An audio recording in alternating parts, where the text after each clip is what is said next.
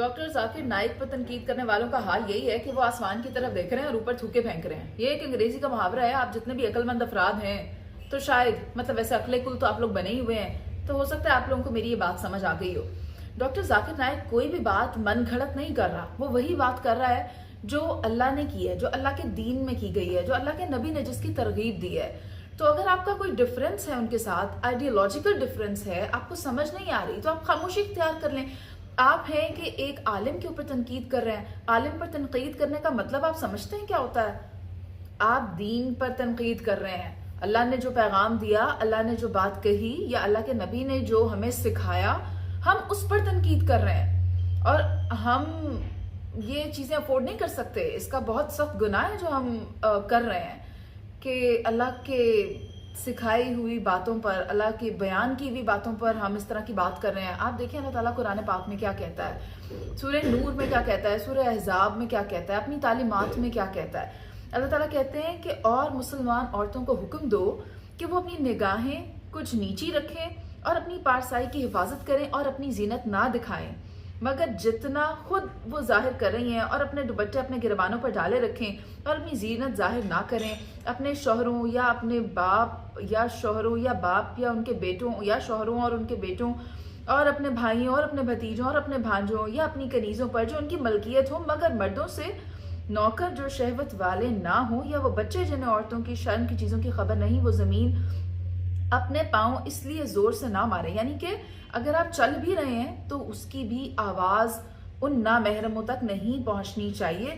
اور اے مسلمانوں, تم اللہ کی طرف توبہ کرو اور اس امید پر تم فلاح پاؤ گے کہ آپ لوگوں کو توبہ کرنی ہے اور کس طرح نامحرموں سے خود کو الگ رکھنا ہے. پھر سورہ احزاب میں بھی کچھ اسی طرح کی بات ہے جس میں کہا گیا ہے کہ مسلمان عورتیں اور مومن مرد اور مومن عورتیں اور فرما بردار مرد اور فرما بردار عورتیں اور راست باز مرد اور راست باز عورتیں. اس طرح ایک تفصیل ہے جس کے بعد کہا گیا ہے کہ خدا کو کثرت سے یاد کرنے والے مرد اور کثرت سے یاد کرنے والی عورتیں, کوئی شک نہیں کہ ان کے لیے خدا نے بخشش اور اجر عظیم تیار کر رکھا ہے. اور اس سے پہلے اسی آیت میں یہ کہا گیا ہے کہ اپنی شرمگاہوں کی حفاظت کرنے والے مرد اور حفاظت کرنے والی عورتیں اور خدا کو کثرت سے یاد کرنے والے مرد اور عورتیں. یعنی کہ اس چیز کی ترغیب ہمارا دین دیتا ہے کہ ہم نے اپنے آپ کو, اور یہ وہی بات ہو رہی ہے جو ڈاکٹر ذاکر نائک نے کی ہے کہ فزیکلی آپ اتنے اپیلنگ بن کر اگر آپ ٹی وی پر بیٹھ رہے ہیں تو یہ بات دیکھنے والوں کو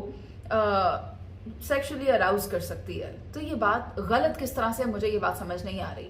میں اس بات کے خلاف نہیں ہوں, مگر میں جو کمنٹس پڑھ رہی ہوں جو ہمارے جرنلسٹ حضرات کی طرف سے کیے جا رہے ہیں, وہ کافی شرمندہ کر رہے ہیں مجھے. کہ آپ کو یہ پتہ ہے کہ حضرت عمر رضی اللہ تعالیٰ عنہ سے روایت ہے کہ نبی صلی اللہ علیہ وآلہ وسلم نے یہ فرمایا کہ مرد اور عورت اگر اکیلے بیٹھے ہوئے ہیں اور وہ نامحرم ہیں, ایون وہ تب بھی اکیلے نہیں ہیں, ان کے بیچ میں بھی ایک شیطان ہے. تو یہ بات بھی ہمارا نبی کر رہا ہے. اگر ہمارا دین یہ باتیں کر رہا ہے تو ہم کوشچن کرنے والے کون ہوتے ہیں؟ ہم جب کوئی خاتون مر جاتی ہے تب تو یہ بہت آرام سے کہہ دیتے ہیں کہ اس کا چہرہ ڈھانپ دو, کوئی نامحرم نہ دیکھے.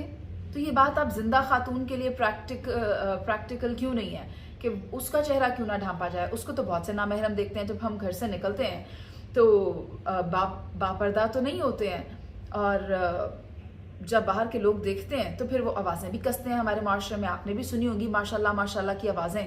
تو اس میں قصور ان کا بھی ہے اور ہمارا بھی ہے. ہم اگر کسی کو موقع فراہم کر رہے ہیں تبھی کوئی اس طرح کی بات کر رہا ہے.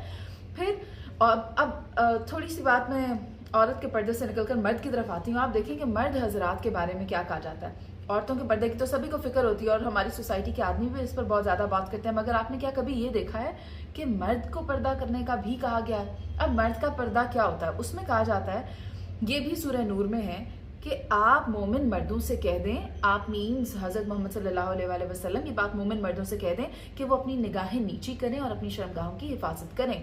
تو اگر آپ کسی بے پردہ خاتون کو دیکھتے ہیں یا کسی ایسی خاتون جس نے گلے میں دوپٹہ لگایا ہوا ہے, تو اگر آپ ٹھیک ہے, پھر میں ذاکر نائک صاحب کو کوٹ کروں گی کہ آپ خبر نامہ نگاہیں نیچی کر کے دیکھ لیں اگر آپ کے لیے بہت ضروری ہے. تو آپ شاید میری بات آپ تک پہنچ گئی ہے کہ دونوں طرف سے اس چیز کا خیال رکھنا ہے. اگر ہم یہ نہیں کر پا رہے, میں بینگ اے جرنلسٹ اگر یہ نہیں کر پاتی اور میں وداؤٹ سکارف اگر ٹی وی پر آتی ہوں یا اپنے ڈیجیٹل پلیٹ فارم پر آتی ہوں, تو بجائے اس کے کہ میں غلط کر رہی ہوں, میں یہ مانوں میں تنقید کرنا شروع کر دوں کہ who is Zakir Naik to say that that is not fair. میں دین کی پریچنگز پر کوشچن نہیں کر سکتی ہے. I am wrong and I have to admit and I have to pray کہ یا اللہ مجھے ہدایت دے. تو وہ تمام لوگ جو تنقید کر رہے ہیں ان کے لیے میں یہی کہوں گی کہ عالم دین پر تنقید نہیں کرنی چاہیے. آپ اللہ کے کلام پر تنقید کر رہے ہوتے ہیں, آپ دعا کریں کہ اللہ تعالیٰ آپ کو راہ راست پر لائے اور آپ کو اس قسم کی بہتانوں سے, الزامات سے بچائے. Good bye.